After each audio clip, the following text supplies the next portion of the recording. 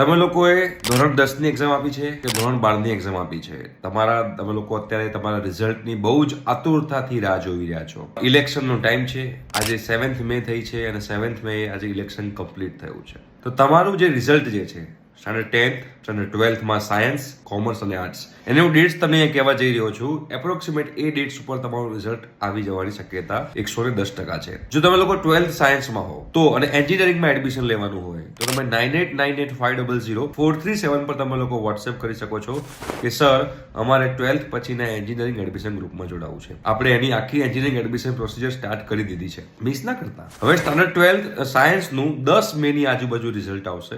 12th commerce અને આર્ટ્સનું 15 થી 20 મે ની આજુબાજુ રિઝલ્ટ આવશે.